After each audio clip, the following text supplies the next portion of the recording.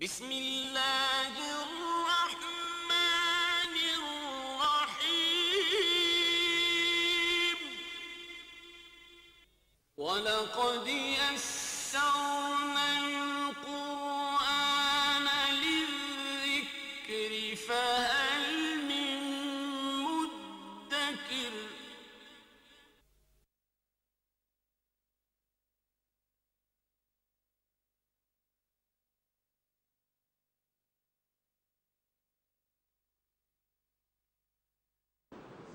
اعوذ باللہ من الشیطان الرجیم بسم اللہ الرحمن الرحیم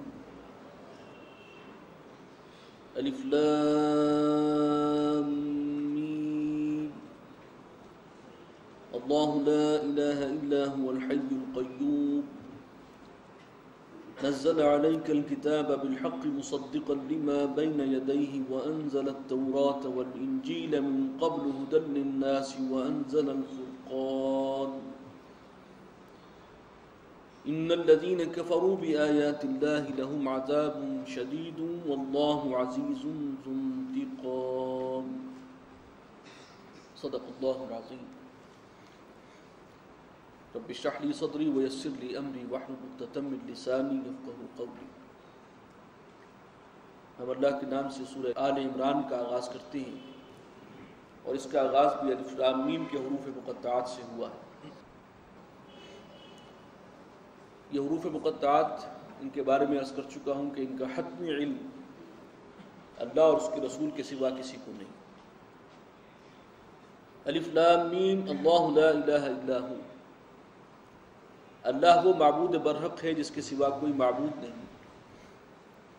الحی القیوم، وہ زندہ ہے اور دوسروں کو تھامے ہوئے ہے۔ نزل علیک الکتاب بالحق، اس نے نازل فرمائی ہے کتاب اے نبی آپ پر، یہ سچی کتاب ہے، اس کا نزول حق کے ساتھ ہوا ہے۔ مصدقا لما بین یدیہ، اور یہ تصدیق کرتی ہوئی آئی ہے سابقہ کتابوں کی۔ وَأَنزَلَ التَّوْرَاةَ وَالْإِنْجِيلَ، اور اللہ تعالیٰ ہی نے نازل فرمایا تھا تورات کو بھی اور انجیل کو بھی۔ من قبل هدى للناس وأنزل الفرقان، اس کتاب سے پہلے، قرآن سے پہلے اللہ کی جو نازل کردہ کتابیں ہیں وہ تورات ہے، انجیل ہے، اور وہ بھی اپنے زمانے میں ہدن تھی، ہدایت تھی لوگوں کے لیے۔ وأنزل الفرقان، اور اللہ تعالیٰ نے فرقان نازل فرمایا، یعنی حق و باطل میں امتیاز کرنے والی شے۔ ان الذین کفروا بآیات اللہ، بے شک وہ لوگ جنہوں نے کفر کیا، انکار کیا اللہ کی آیات کا، لہم عذاب شدید، ان کے لیے سخت عذاب ہے۔ واللہ عزیز ذو انتقام، اور اللہ تعالیٰ زبردست ہے، انتقام لینے والا۔ ان اللہ لا یخفی علیہ شیء فی الارض ولا فی السماء، یقیناً اللہ تعالیٰ پر مخفی نہیں ہے کوئی چیز، نہ زمین میں نہ آسمان میں، ہر شے آنے واحد میں اس کے سامنے ہے، کوئی شے اس کے لیے غیب میں نہیں ہے۔ هو الذی یصورکم فی الارحام، وہی ہے کہ جو تمہاری نقشہ گری کرتا ہے، صورت بناتا ہے رحم مادر میں، کیف یشاء، جیسے چاہتا ہے۔ لا الہ الا ہو، نہیں ہے کوئی معبود سوائے اس کے۔ العزیز الحکیم، العزیز ہے، زبردست ہے، غالب ہے، اس کا اقتدار سب پر حاوی ہے۔ الحکیم ہے، کمال حکمت والا ہے۔ والذی انزل علیک الکتاب، وہی ہے کہ جس نے اے نبی آپ پر کتاب نازل فرمائی۔ منہ آیات محکمات،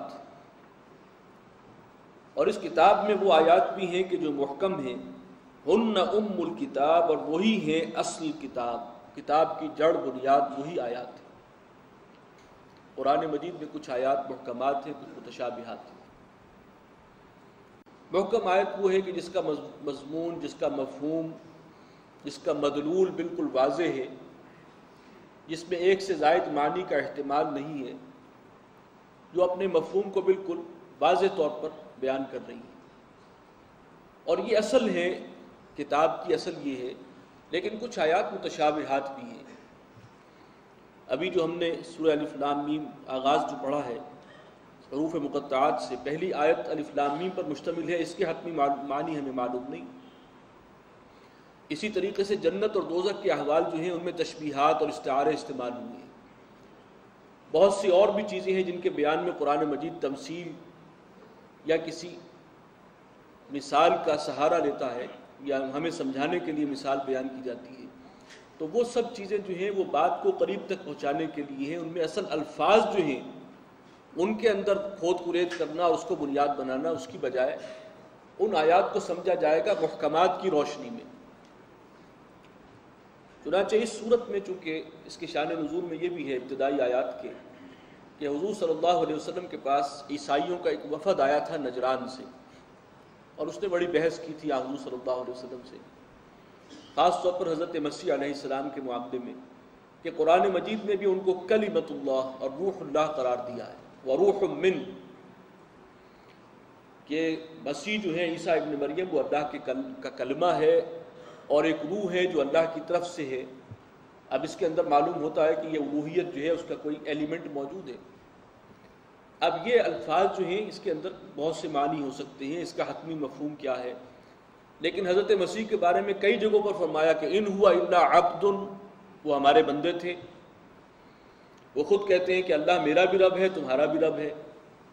جو واضح اور محکم آیات ہیں ان کی روشنی میں دیکھو تو کوئی اشتباہ نہیں ہوگا، لیکن اگر ان کو چھوڑ کر اور متشابہ الفاظ یا متشابہ آیات ہی کو بنیاد بناؤ گے تو پھر یہ فتنہ کی ایک شکل ہے، یہ تو محض ایک کٹ حجتی ہے۔ تو اس لیے شروع میں واضح کر دیا کہ جو محکم آیات ہیں وہ کتاب کی اصل بنیاد ہیں، جڑ اور اساس وہ ہیں۔ وَأُخَرُ مُتَشَابِهَاتٌ، کچھ آیات متشابہات بھی ہیں۔ اللہ تعالیٰ نے تمثیلوں کے پیرائے میں بھی بیان کیا ہے، ہر شخص انسانی ذہن جو ہے وہ ان کو ایز سچ کما حقو نہیں جان سکتا بعض حقائق کو، تو ان کو سمجھنے کے لیے محکم آیات کا سہارا لینا چاہیے۔ فَأَمَّا الَّذِينَ فِي قُلُوبِهِمْ زَيْغٌ، تو وہ لوگ کہ جن کے دلوں میں ٹیڑھ ہے، فَيَتَّبِعُونَ مَا تَشَابَهَ مِنْهُ، وہ پیروی کرتے ہیں ان آیات کی جو متشابہ ہیں ان میں سے، وہ ڈیرا اس پر لگاتے ہیں، مورچہ لگاتے ہیں اور اپنے غلط افکار کے لیے، غلط نظریات کے لیے ان کو بنیاد بنانے کی کوشش کرتے ہیں۔ ابتغاء الفتنہ، فتنہ اور گمراہی پھیلانے کی غرض سے، وابتغاء تاویلہ، یا پھر اس کی حقیقت اور ماہیت معلوم کرنے کی غرض سے۔ وما یعلم تاویلہ الا اللہ، اب یہاں پر یہ بات آ گئی، ایسی آیات کی جو اصل حقیقت ہے ان کو کوئی نہیں جان سکتا سوائے اللہ کی۔ وما یعلم تاویلہ، تاویل یعنی جو اصل حقیقت ہے اس کی، اس سے اللہ ہی جانتا ہے، وہی بہتر جاننے والا ہے۔ والراسخون فی العلم، اب یہ ہے کہ صحیح طرز عمل کیا ہونا چاہیے آیات محکمات اور متشابہات کے بارے میں، اس میں رہنمائی آ گئی اگلے الفاظ میں۔ والراسخون فی العلم، اور جو لوگ رسوخ فی العلم رکھتے ہیں، جو مضبوط علم والے ہیں، یقولون آمنا بہ، وہ کہتے ہیں کہ ہم اس پر ایمان رکھتے ہیں، کل من عند ربنا، یہ سب آیات متشابہات ہوں یا محکمات ہوں ہمارے رب کی جانب سے ہیں، ہم سب پر ایمان رکھتے ہیں۔ وما یذکر الا اولو الالباب، اور نصیحت حاصل نہیں کرتے مگر وہی کہ جنہیں اللہ نے سوجھ بوجھ اور فراست عطا فرمائی۔ ربنا لا تزغ قلوبنا، اور پھر وہ دعا کرتے ہیں، جو شخص رسوخ فی العلم کے مقام پر ہے، پختہ علم رکھتا ہے، وہ نیم حکیم نہیں ہے دین کے معاملے میں، پختہ علم رکھنے والا ہے، اس کا طرز عمل کیا ہوگا؟ وہ دعا کرے گا، ربنا لا تزغ قلوبنا، پروردگار ہمارے دلوں میں کجی پیدا نہ کر دینا، بعد اذ ہدیتنا، اس کے بعد کہ تو نے ہمیں ہدایت بخشی ہے، یعنی ہمیں اب ہدایت پر قائم رکھ، کہیں ہمارے اندر بھی فکری اعتبار سے کوئی کجی اور ٹیڑھ نہ آ جائے، کہیں ہم بھی شیطان کے اغوا کا شکار نہ ہو جائیں۔ وہ ہر دم اللہ سے دعا کرتے ہیں۔ وَهَبْ لَنَا مِن لَّدُنْكَ رَحْمَةً، اور ہمیں خاص اپنے پاس سے رحمت عطا فرما، انک انت الوہاب، یقیناً تو ہی ہے عطا فرمانے والا۔ ربنا انک جامع الناس، ابھی اسی صورت میں ایک مثال آ جائے گی کہ ایک اسی طرح کے مشتبہ لفظ کے اوپر قادیانیوں نے ڈیرا لگایا، مورچہ جمایا، اور اس سے کچھ اپنے نظریات جو ہیں وہ ثابت کرنے کی کوشش کی، اس کی مثال انشاءاللہ آگے آئے گی۔ ربنا انک جامع الناس لیوم لا ریب فیہ، اے ہمارے رب یقیناً تو جمع فرمائے گا لوگوں کو اس دن کے جس کے